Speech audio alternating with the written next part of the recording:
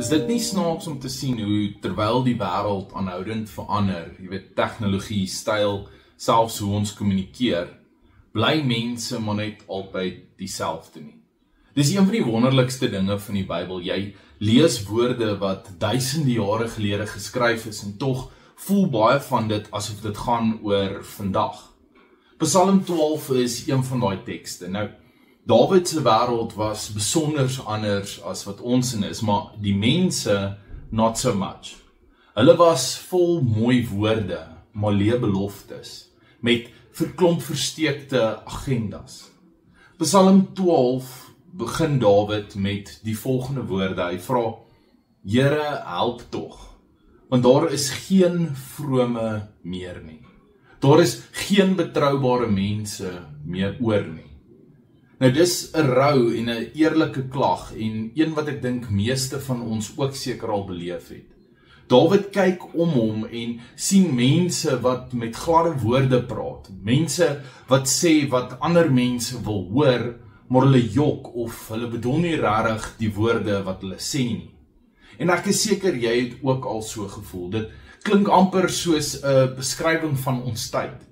Sosiale media profiele vol glimlagte en prentjies om te wys hoe great dinge gaan, maar dis alles fake. Fopnuus wat gereeld kom en ons vrede versteur. Die AI slaap wat mense besig hou met vals feite. Mense wat mekaar ook probeer vlei met mooi gepolishede woorde, maar daar's min opregtheid daar agter. Dawid sê in vers 3, die mense bedrieg mekaar, hulle mislei mekaar met vleitaal.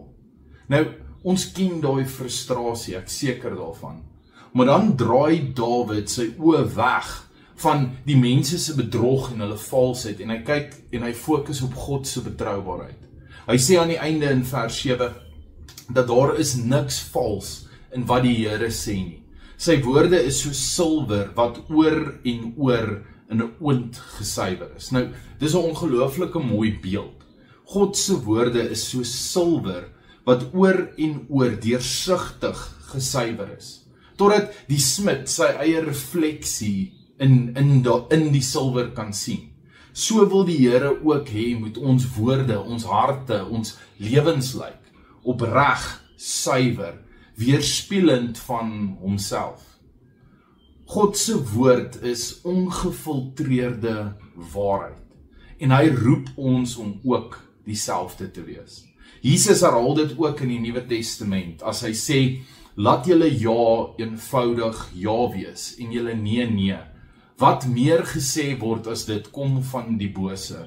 Met ander woorde, jou karakter moet van so 'n aard wees dat jy nie hoef te beloof of te sweer dat hierdie keer praat jy die waarheid nie. Mense moet jou net kan vertrou, hulle moet jou net kan glo want dis jy en jy leef as 'n weerspieëling van jou hemelse Vader.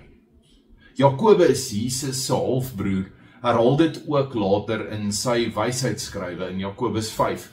Vanaf vers 12 en skryf hy ook, my broers, dit is belangrik dat julle nie 'n eed moet aflê nie, nie by die hemel nie, en nie by die aarde nie, en ook geen ander eed nie.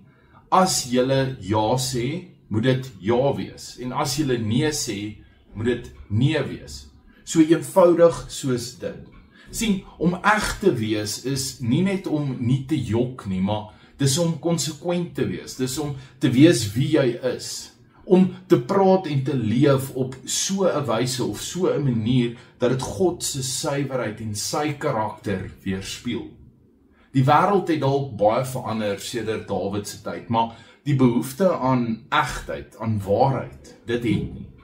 God soek mense wat eg is, mense wat nie 'n filter oor hulle geloof of oortuigings of hulle belydenis sit nie, maar wat eerlik leef. Selfs wanneer dit moeilik of ongewild of uitdagend is. So vandag en hierdie week, wees eg. Laat jou woorde suiwer wees. Laat jou ja werklik ja beteken. Hou jou geloof eg, sodat wanneer God na jou lewe kyk, dan sien hy sy eie weerkaatsing daarin. So wees hierdie week eg. Tot 'n volgende keer.